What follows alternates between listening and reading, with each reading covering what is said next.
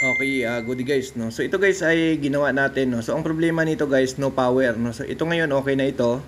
So dahil ginawa natin yung board, ni-repair natin, no. So ipakita ko sa inyo guys kung paano namin ito ginawa, no. So for the first time ilalabas natin to kung paano ito i-repair para at least kung kayo ay mag-home service, alam nyo na kung paano talaga gawin. So ito yung tips guys sa pag-repair ng board nito. So ito guys, kung itong nakikita nyo sa harapan natin, ito po ay board ng Electrolux na top load T-drive do. So usually guys, ang T-drive Electrolux, nawawalan siya ng power, no power. So ang problema kasi, itong board na ito guys is wala na, peace out na, wala na tayong mabibili. Kumbaga, wala na ito sa market, no. Mahirap na makakabili nito. Dahil old model ito ng Electrolux, no. So ngayon, i-share ko lang sa inyo guys dahil marami na kaming na-encounter nito na no power, yung mga itong problema ng board, no. So ang naging problem talaga nito guys, kapag nagkaroon siya ng no power, itong regulator na ito yan, no. Yan, dito yan nakalagay guys, dito. Yan. So yun ang naging problema kung bakit nagkakaroon siya ng no power. Ito lagi talaga nasisira yan, yung regulator niyan. So ngayon, dahil mahirap din makahanap ng regulator nito, pwede nyo siyang alisin, no? Itong regulator nito, alisin nyo siya. Kasi ang requirements nito guys, dahil ito ay power supply, ang requirements lang naman nitong board na ito is easy volts, yung input. Then mayroon siyang 325 DC dito sa mga kapasitor. Mayroon siyang 12 volts at saka 5 volts para mapagana niya ang isang board, no? Dito, no? Sa itong model, no? So ito po ay Electrolux, no? T-drive to guys, no? So ngayon, bigyan ko lang kayo ng idea sa pag-repair nito. Doon sa mga baguhan lang, sa mga expert na nito, wag nyo nang panurin ito kasi kung expert na kayo, para ito sa mga baguhang technician, no. So ilang beses na namin to ginawa, no. Kumbaga ano na ito, no, tested na. So ngayon ko lang ito nilabas yung video para naman doon ma-share natin kasi nga medyo maraming nahihirapan talaga mag-repair nito.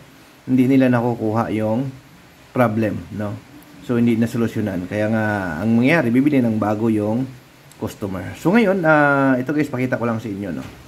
So yung board na ito guys ay ito lang naman 'yan, no. So ang likod niyan, no. Ito guys, actually na-repair ko na 'to, no. Na-repair ko na 'to, no. So ginamitan na natin 'to ng pinagbabawal na technique, no. So ito kasi yan guys, yung supply, ito yan, no. Ito yung supply niya. Easy supply, no. So tatakbo yan dito. Tatakbo dito yung supply, then dadaan yan dito, no, ito. So pagdaan niya dito, dadaan yan dito sa, ito yung regulator yung tinanggal natin, no. So pwede niyo nang alisin yan guys, kasi once na inalis niyo na yan guys, yung regulator na yan, ang maiwan dyan guys, yung voltage na 325 volts DC, maiwan dyan. Ang mawawala kasi dyan, yung 12 at saka 5 volts yung mawawala, no, kapag inalis niyo yung pinaka-regulator na yan. So, ito nga yung 7-pin na regulator. Pag inalis nyo yan, mawawala yung 12 at saka 5 volts, no? So, ngayon, ang gagawin nyo guys, para mapalitan itong regulator na ito, no? Mapalitan.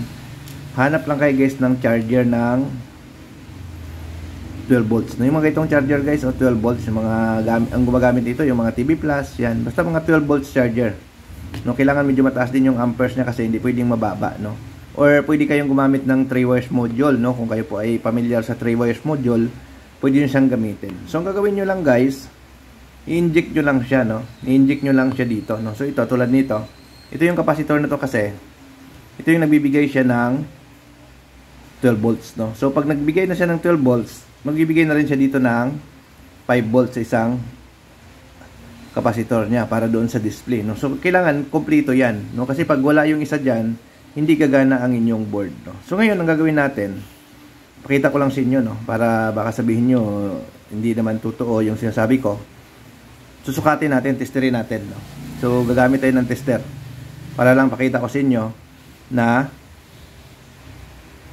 okay yung ganito, no? So gagamit kayo lang ng charger, no? So yan, adapter. So ang pag-connect nito, ito yung charger niya. So siyempre positive, negative. So ito yung gamit. So, kailangan nyo lang siya i-connect dito sa supply, no? Ito supply, no? Or dito.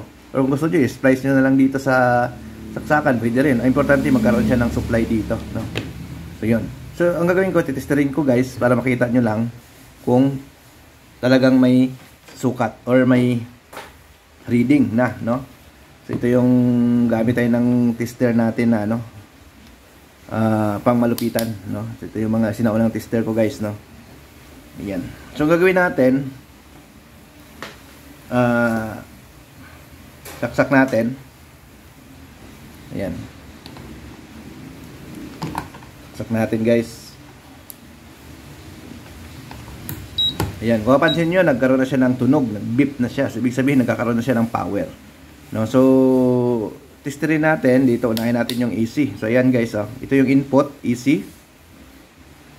Ayan, meron siyang 225 volts. So, idikit lang natin. Ayan.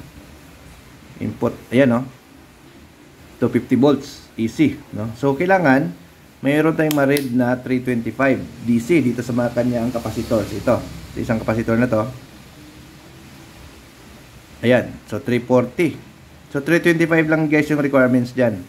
Okay na yan siya, 341. Ayan. Tapos yung isang high voltage capacitor nandito rin yan,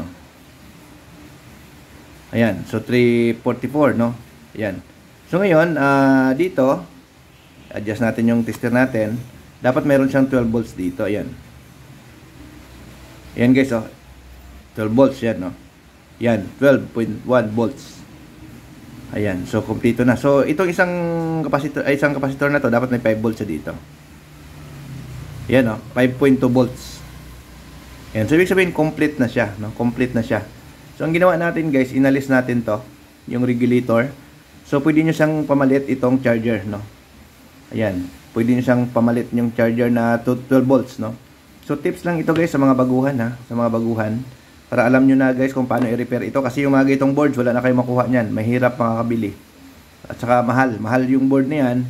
At the same time guys, mahirap po makabili ng board nito. So wala na.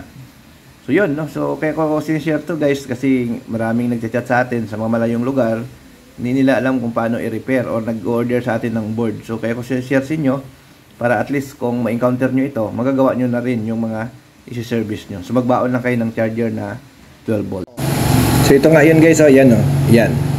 So yan yung board na ni-repair natin. So yan yung charger guys, ayan. So yun. So ito na, testing natin guys, okay na siya sa was. Ayan, okay na.